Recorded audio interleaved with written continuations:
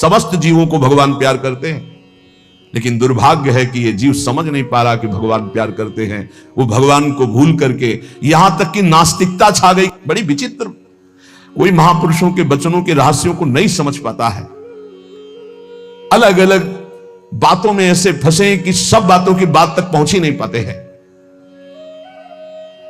भगवान निराकार भी हैं, भगवान साकार भी हैं, भगवान सब में भरे हैं, तो भगवान सबसे परे हैं। जो सबसे परे हैं वही सब में भरे हैं, बस समझ लो।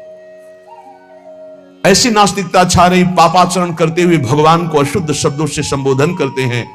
लेकिन वो इतने महान पिता हैं कि ऐसों को भी प्यार दे रहे हैं। सूर्य का ताप, चंद्र का, पृथ्वी, वायु सब भरण पोषण कर रहे हैं। उनकी भी रक्षा भगवान कर, उनको भी उदर पोषण भगवान कर रहे हैं। जिन्होंने रूप रंग धारे, ये सच्ची मानना 100 का 100% केवल वासुदेव ही है। वासना वासुदेवस्य वासितम भुवनत्रयम् सर्वभूत निवासोस्मि वासुदेव नमोस्तुते। जो वासुदेव अपने आप से अपने आप को बनाता है। कुछ लोगों का रहता है कि भगवान रक्षा क्यों नहीं करते, ऐसा क्यों नहीं करते, यहां ये हत्या हो रही, वहां वो मार काट हो रही। तुम सुना नहीं? उसकी 3 लीलाएं नहीं, तुम्हारी पसंद से होगा। एक लीला में वो सृजन करता है, तो दूसरे में पालन करता है, तो तीसरे में विनाश करता है। तीनों जरूरी हैं। नहीं मनाने लगोगे कि भगवान आज से अगर 10 साल के लिए मौत नाम की चीज बंद हो जाए इस भूमंडल में, तो अनशन करके मनाओगे प्रभु से कि प्रभु मरेंगे, बहुत ही बढ़ रहे हैं।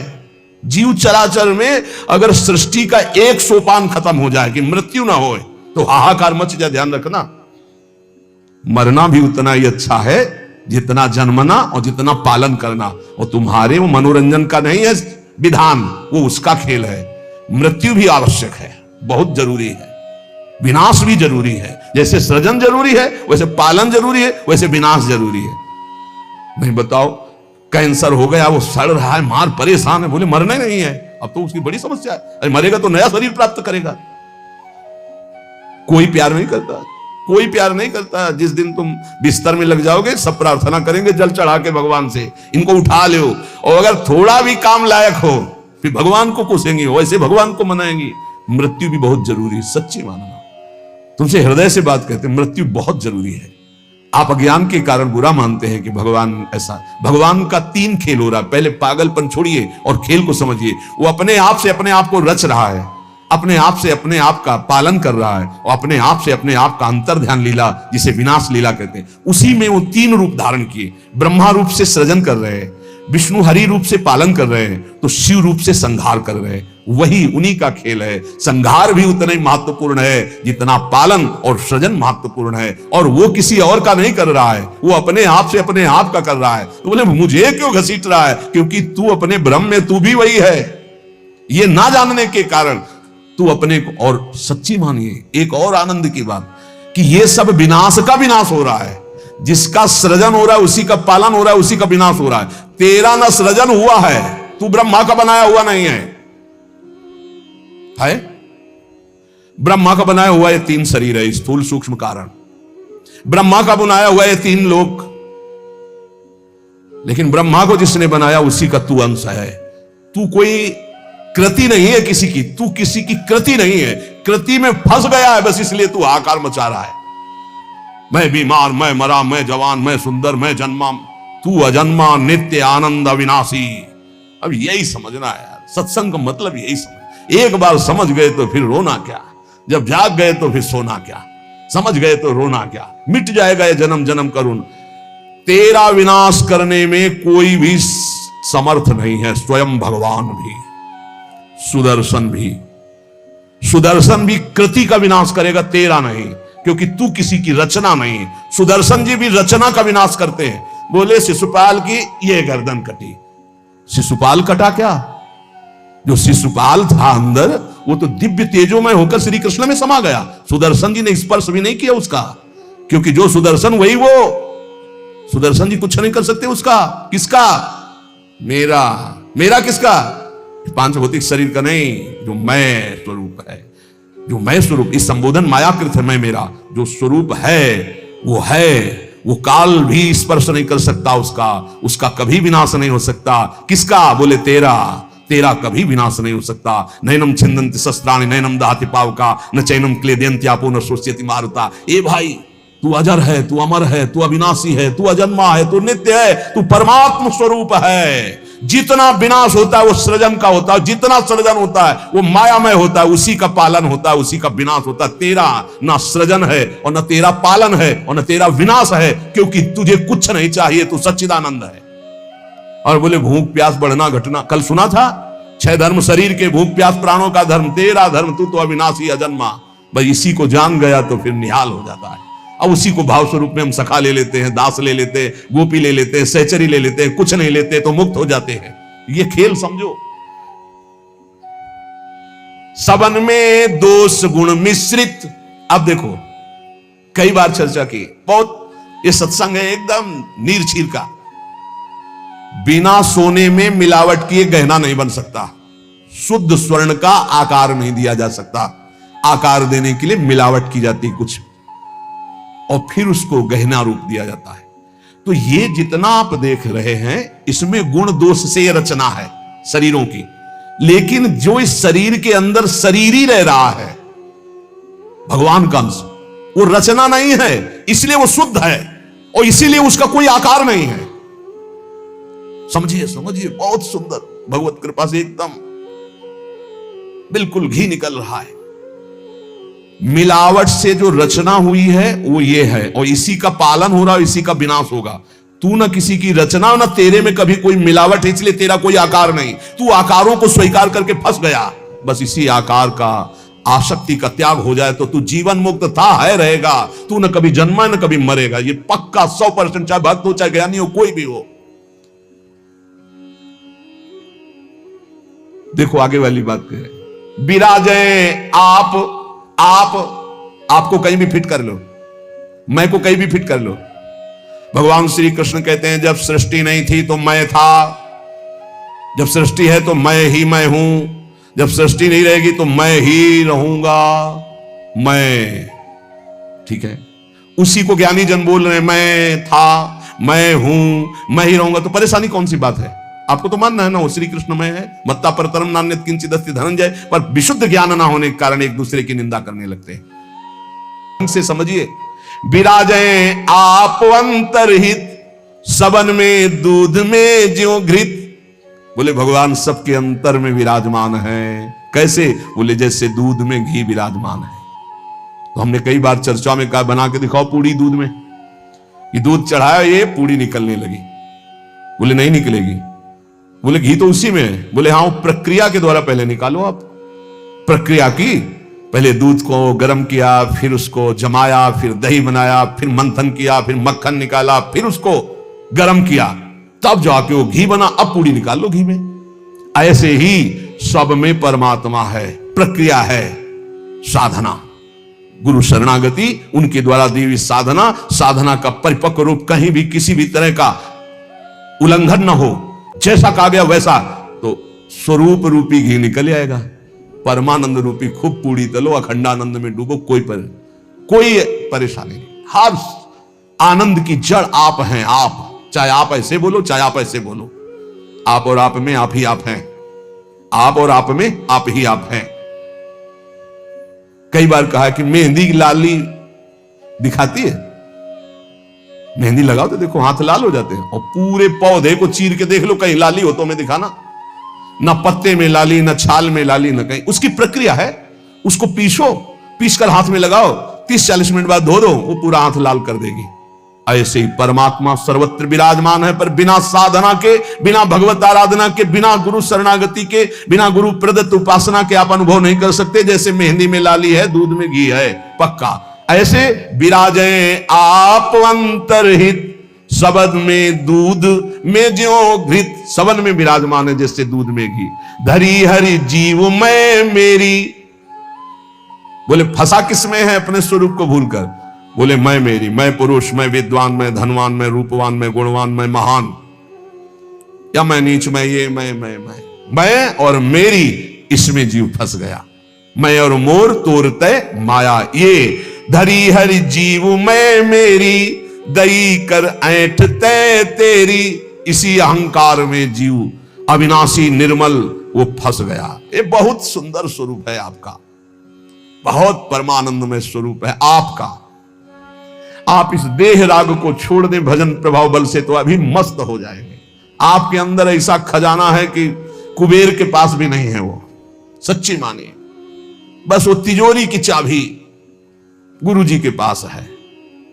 मोक्ष मूलम गुरु कृपा, वो कृपा करके युक्ति दे दी और जो ही दरवाजा खुला तो उसे अखंडानंद, विज्ञानानंद, घन प्रेमानंद जो चाहो सब निकाल लो, सब रखा है आपके अंदर। जिस नाम से संबोधन करो वो आपका ही स्वरूप है।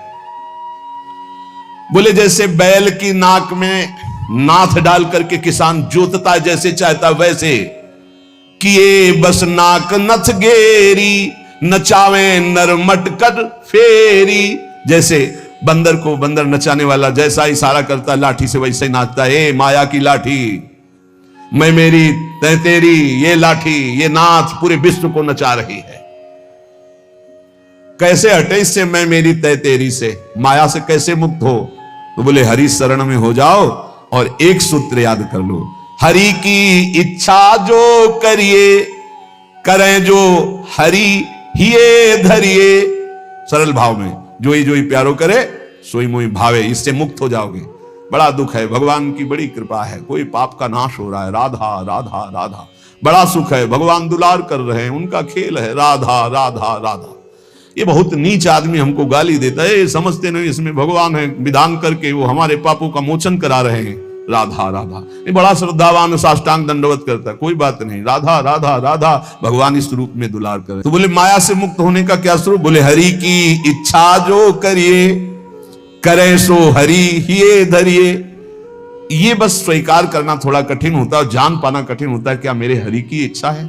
मेरा अपमान हो रहा है, मेरा व्यापार नष्ट हो रहा है, मुझे लोग गालियां दे रहे हैं, क्या हरि की इच्छा है?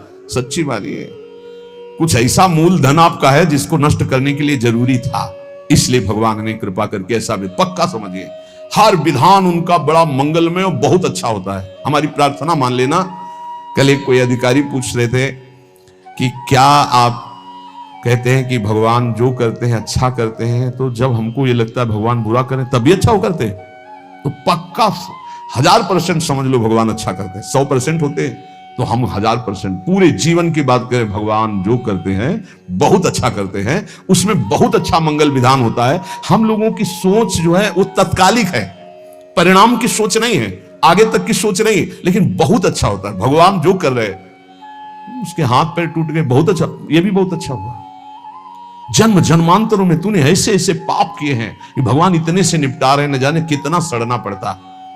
अब आप सोचो, आप सत्संग में बैठे हैं, आप सबके बीच हंस रहे हैं, बोल रहे हैं। अब एक साधक को गलित कुष्ठ है, अब ना उससे कोई बोल रहा है ना कोई हंस रहा है, एक बंद कमरे में अपने जीवन को व्यतीत कर रहा है। उसकी जब हम बात हृदय में सोचते हैं तब लगता है भगवान आपकी कृपा ही उसकी रक्षा करे। अब आप सोचिए, एक जीवन वो भी है, समाज में ना निकल सकता है, ना हंस सकता है, ना खेल सकता है, ना बोल सकता है, भोजन वहां पहुंच जाता है, कमरे में अकेला बैठा। ये तो कहो साधक है तो भगवान के चिंतन में लगा नहीं। यही एक संसारी व्यक्ति की स्थिति हो तो सोचो, प्रतिपल मर रहा है वो, यहां ठीक होता है, यहां सड़ रहा है, यहां ठीक हो रहा है, क्या है?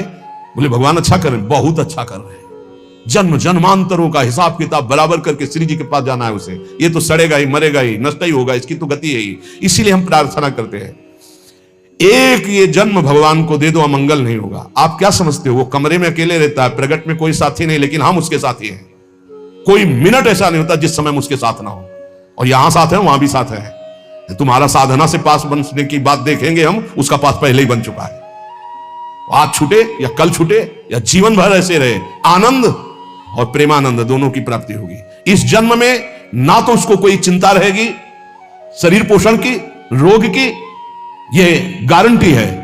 आप एकांत में बात कर लेना क्या उसको चिंता है, लेकिन प्रगट में आप देखिए, अगर वो संत ना बना होता तो क्या दुर्दशा होती। समाज घृणित भाव से देखता, आज उसे पूज्य भाव से देखा जाएगा और अंतिम निर्णय फाइनल हो चुका है। हम ऐसे नहीं बोल देते, ये धाम है यहां सत्य भी बहुत संभाल के बोला जाता है। हम ऐसे नहीं बोल देते कि हो गया काम। हमको जब वहां से फोन आता है काम हो गया तब बात करते। बोले हमको भी बात करवाओ कि हमारा काम हो गया कि नहीं। वो फोन रुका आता है जिनका कोई फोन नंबर नहीं होता है। तुम्हारा कोई फोन नंबर नहीं है होना चाहिए, तुम्हारा कोई नहीं होना चाहिए, शरीर भी तुम्हारा नहीं होना चाहिए, तुम भी नहीं होने चाहिए, केवल श्यामा जी, तब बात होगी। है अगर ऐसा है तो बात हो जाएगी, और अगर ऐसा नहीं है तो श्यामा जी के बनो, बात हो जाएगी। एक होता है थोड़ा बाजुओं में दम है तो थोड़ा तैर के दिखाओ, बोले नहीं मुझे तैरना नहीं तैरना पड़ेगा तुम्हें क्योंकि तुम्हारे बाजू है, तुम सीखो तैरना। और एक है कि बाजू नहीं है तो बोले आओ हम तुम्हें गोद ले चलेंगे, तुम्हें तैरने की जरूरत ही नहीं है। हुई ना कृपा। जो जन्म जन्मांतरों में साधना से नहीं प्राप्त हो सकता उसकी गारंटी आचार्य प्रताप और इष्ट प्रताप से। जा मेरी महारानी जी के पास जाना, आज जा चाहे कल जा श्री जी के पास जा, निरंतर उनकी सेवा सुख में निमग्न रहे। बहुत कृपा। ये हम खोल के ना बताए ना आपको तो आपको लगेगा क्या कृपा है, बड़ा कष्ट पा रहा है। कोई कष्ट नहीं।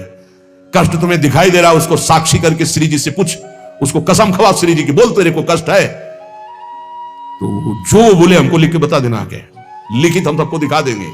हम अभी यहीं से सोच के कह रहे पाई भर उसको फर्क नहीं उससे, बात करके देख लेना आप। क्यों?